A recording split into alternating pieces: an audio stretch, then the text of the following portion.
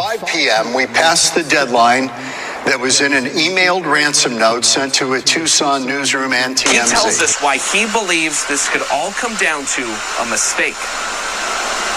We, as the good guys, only need them to be wrong once. An important point from someone who knows. Tim Romer was a CIA agent. Most important thing here is going to be a human error. I really think whoever's behind this and behind the email is going to make a mistake, not utilizing the right types of technology, and that one mistake is going to be what ends up getting them caught. Just waiting on that mistake he or she will make. And those are the mistakes that will lead to finding those responsible. Monday, Savannah Guthrie sent another video. We believe our mom is still out there.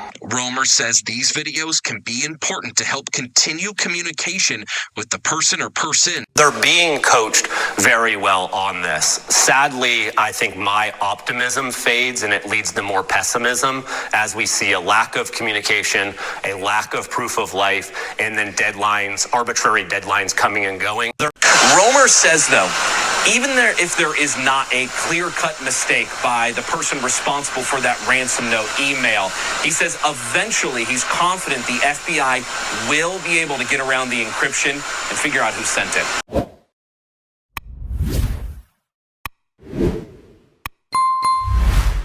Veteran homicide detective investigator Paul Celeona believes Nancy Guthrie no longer alive, and that everyone is too afraid to state the tragic outcome. He feels the family should prep for the worst. Well, he may be right to a degree. He also feels that the investigators are not doing as much, but we all have to look at the detectives on this case are not going to reveal everything that they have found. That would just be stupid, because they have to allow, number one, time, number two, to assure that the supposed kidnappers don't know what they are doing. In other words, don't let the right hand know what the left hand is doing. So when they are showing parts and bits and pieces, those are parts that cannot be masked due to media and people seeing them like times when they are on the rooftops, or there are forensic vehicles in front of Nancy Guthrie's home. Well, you can't hide those kind of things, but they have probably so much that they're not telling the public, which is good, because the public should not know this, because if the public knows, the supposed kidnappers know also. I don't know what to think about is or if she is not still with us. The family has probably thought millions of times if their mother is here still or is not here. They have probably made themselves sick thinking about that. And it's really sad. Yes, the rest of the world probably does think it's a situation where she is no longer with us. But out of the sympathy of the family, most everyone is not stating that, because this is somebody's mother. This is someone's grandmother. This is someone's friend. And we do empathize with her. I do know that there are certain things that have to be reported. I do understand that, social media is going to say a lot of things, but at the same time, it has to be a little sympathetic for the family's sake.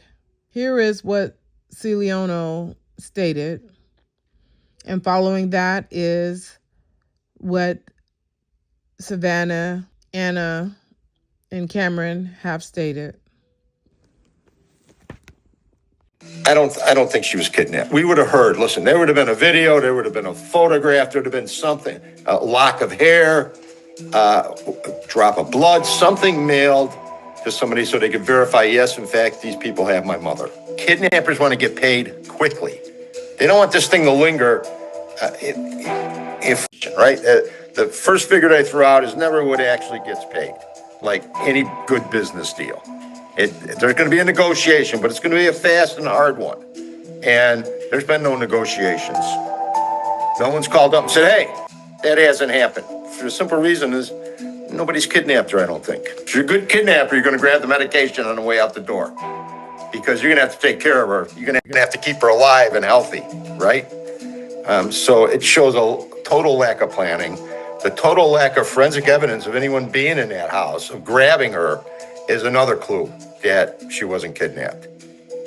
You know, you walk in somewhere, you're going to leave something. I don't care who you are. You're going to leave some DNA, some footprints, some fingerprints, blood if anyone gets cut on glass or whatever. You know, listen, the FBI is great at crime scene processing. They've been processing this thing for, 6, 7, 8 days now. They've got nothing. If they had something, we'd have heard about it. The problem was it became public. I don't think anybody in position of authority believes she's alive at this point. And no one wants to say it publicly. This is the problem, right? Listen, when you see the FBI on the roof a week later and helicopters have been filming that roof for nonstop for 7 days, we're reaching. They got nothing else to do. They've got nothing left. And someone said, hey, get up on the roof, take a look again. Well, I'm sure somebody did take a look for cell phones or any evidence of someone coming off the roof after she came home. Great place to hide, right? I mean, all the technology we have turned up nothing. A lot of that is because she lives in an area that has light pollution issues, and they don't want lights. So Ring cameras don't work. Surveillance cameras don't work. I mean, they've got nothing. They've got no film. They got no evidence that she was taken by anybody at this point, other than some hokey ransom letters, which aren't saying anything except send us money to this untraceable account. I think, unfortunately, it's going to end bad. Mrs. Guthrie's probably going to be found deceased somewhere. I doubt she walked off and someone picked her up and, they're eating tea and cupcakes somewhere in Arizona area. I very much doubt it. I mean, she has medical issues. I think if she was taken, pretty much know for sure at this point she was really taken. There'd be some forensic evidence to help indicate that happened. So it just looks like because the feds aren't talking about it, I'm pretty sure there's we no are forensic waiting for. evidence indicating Number she was one, kidnapped at all. I hope I'm waiting wrong. for the time to pass by to see if there is any ending to the kidnapping. And then the other thing is mistake, waiting for the kidnappers to make a mistake. They are human. They're going to make a mistake. Reminds me of those that tried to pull off that heist at that museum. They thought they were going to get away with it, but just the simplest thing, like dropping a crown, is what got them caught. So if this character really thinks he or she is going to get away with this, they may want to look around and realize that life is not that easy. And mistakes will be made. We're waiting and we're watching.